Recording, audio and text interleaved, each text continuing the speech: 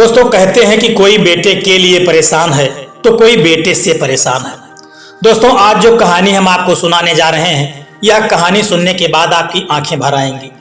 दोस्तों यदि आप भी ऐसा व्यवहार अपने माता पिता के साथ करते हैं या आपके परिवार में होता है तो कभी ऐसा मत करना, क्योंकि माँ बाप ऐसा सोच करके कभी आपको पालते पोसते नहीं है। दोस्तों कहानी बड़ी ही शिक्षाप्रद होने वाली है। मेरा आपसे आग्रह है कि इस कहानी को बड़े ध्यान से सुनना और पूरा सुनना। दोस्तों मास्टर दीनानाथ एक हाथ में सब्जी की थैली और दूसरे हाथ में लकड़ी का सोटा पकड़े हुए घर की ओर बढ़ रहे थे। आधे से भी ज्यादा जीवन इनका चाक और खड़िया के बीच में ही गुजर गया। अपनी रोजी रोटी वो इन्हीं से चलाते। बेटे बड़े होकर के शहर बसते गए, कभी इन शिक्षक की न अहमियत समझी और न ही जरूरत। पैरों पे खड़े हो गए पर माँ बाप के लिए कभी खड़े ना हो पाए। मास्टर जी ठहरे स्वाभिमानी, लाख तंगी हो गई पर मजाल है कि बेटों से पैसों के लिए मुंह भी खोला हो। कंधे पे रखे अंगोछे से माथे पे छलक आए पसीनों को पोंछा।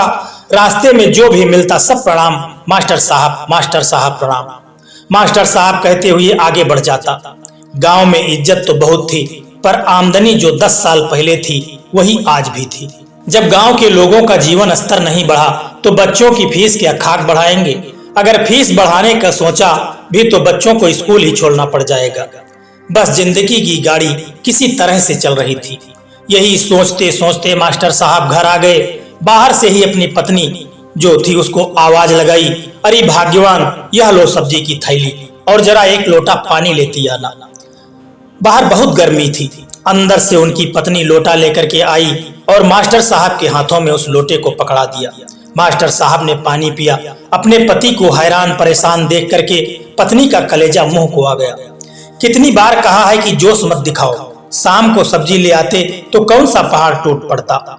2 जून का तो खाना है, कुछ भी पका लेती। तुम्हें कुछ हो जाएगा तो मैं किसका मुंह ताकूंगी। कहते हुए चेहरों की झुर्रियों पे आई सिलोटों को अनदेखा किया और कुछ खाने का इंतजाम करने के लिए अंदर चली गई। बूढ़ी हड्डियों में पहली जैसी तो बात रही नहीं। जिसके 3 जवान बेटे हों पर सबके सब पैसों और शहरी जीवन में खो गए हैं। माता पिता के लिए किसी के पास समय नहीं है। कभी कभार फोन आ जाता तो ठीक है, वरना कोई गांव आने का नाम ही नहीं लेता था। सभी शादीशुदा और बाल बच्चों सहित अपनी दुनिया में मस्त हैं। माँ बाप को उनसे कोई शिकायत नहीं है। हाँ, एक आस जरूर थी कि मास्टर साहब थोड़ी और आमदनी के लिए ट्यूशन भी पढ़ाया करते थे। बच्चों के साथ उनका समय कट जाता पर धर्म पत्नी बेटे के इंतजार में तड़पती रहती थी। त्योहार के मौकों पर कोई आना नहीं चाहता था। गांव की मिट्टी में ही खेले कूदे और यहीं से परहेज हो गया था सबको। सभी छुट्टी का बहाना करके टाल देते। एक बार मास्टर जी ने सोचा कि क्यों न बेटों के घर ही चला जाए। उन्हें छुट्टी नहीं मिलती है पर वो लोग तो जा ही सकते हैं। शीतला खुश हो जाएगी ये सुन करके बेचारी आस लगाए रखती है बेटों का। बड़ा और मंझला दूर शहर में रहते हैं पर छोटा गांव के पास ही शहर में रहता है। दोनों पति पत्नी ने सोचा कि क्यों ना दिवाली छोटे बेटे के साथ मनाई जाए। बस बेटे को खुश करने के लिए दोनों पत्नी बिना किसी तरह की सूचना दिए उनके घर पहुंच गए। बिना पूर्व सूचना के जाने पे अपनों के चेहरे पे प्रकट होने वाली वो खुशी माता पिता देखना चाहते थे। इसीलिए तो आने जाने के खर्चे के लिए सोचना पड़ा था। पर बेटे से मिलने की खुशी में यह कमी नजर नहीं आई थी। अपनी जमा पूंजी निकाली और चल पड़े वो वृद्ध अपनी आस से मिलने। पूरे गांव में जिनसे भी मिलते सबको यही बोलते कि इस बार अपनी दिवाली हम छोटे बेटे के साथ मनाएंगे। बेटों को तो कभी सूझा नहीं कि माँ बाप को भी पैसों की जरूरत हो सकती है। सभी अपनी अपनी दुनिया में व्यस्त थे। आखिरकार मास्टर साहब अपने छोटे बेटे के घर पहुंच ही गए। बेल बजाई तो एक बच्चे ने दरवाजा खोला। उसे देखते ही धर्मपत्नी की आंखें बरस पड़ी। इतना बड़ा हो गया चीकू, कहते हुए दोनों अंदर घुस गए। अंदर घुसा आ रहा है, तमीज है कि नहीं, चिल्लाते हुए एक औरत छोटे कपड़ों में बाहर आई। जैसे ही इन लोगों पे नजर गई तो अंदर की ओर भागी। पत्नी ने एक दूसरे की तरफ मुस्कुरा करके कहा, बहू को शर्म आ रही होगी, आखिर हम सास ससुर जो ठहरे।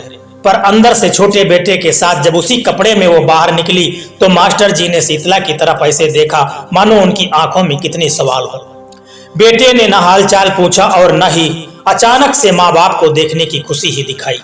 उल्टे उन सवालों के चक्रव्यूह में ही दोनों को फंसा दिया। पिताजी, आप लोग यहाँ अचानक इस तरह से बिना बताए क्यों आ गए? सोचा था कि हम लोग इस बार बाहर घूमने जाएंगे। हमारी योजना धरी की धरी रह गई। बहुत ही अफसोस दिख रहा था उसकी आवाज में। शीतला जी की आंखें बरस पड़ी यह सुनकर। एक आस जो दिल के किसी कोने में थी, वो झीनी चादर एकाएक उतर गई। मास्टर साहब ने चश्मे से किनारे से निकलते हुए आंसुओं को रोक लिया। जिंदगी भर बच्चों को पढ़ाते रहे, पर खुद की संतान इतनी अशिक्षित कैसे हो सकती है? पर नहीं, यह समय आरोप लगाने या सवाल पूछने का नहीं था। हमारी भावनाएं आहत हुई हैं, पर इन्हें पता नहीं होना चाहिए। मास्टर साहब ने कहा कि नहीं बेटा, हम लोग एक दोस्त से मिलने आए थे, सोचा चलो इसी शहर में हो तो तुमसे भी हम मिलके आते हैं। हम लोगों की 1 घंटे के बाद ट्रेन है, हम लोग वापस हो जाएंगे। यह सुनकर के न बेटे के चेहरे पे कोई सिकन आई और न ही बहू ने अपनी मर्यादा दिखाई। वापस लौटते समय मास्टर जी के अंतर मन में हजारों सवाल चल रहे थे। वे सोच रहे थे कि यह बात तो पूरी तरह से सच है कि माँ बाप कितने सारे बच्चों को पालन पोषण कर लेंगे, पर उन्हीं माँ बाप को पालने के लिए बच्चों को इधर उधर देखना पड़ेगा।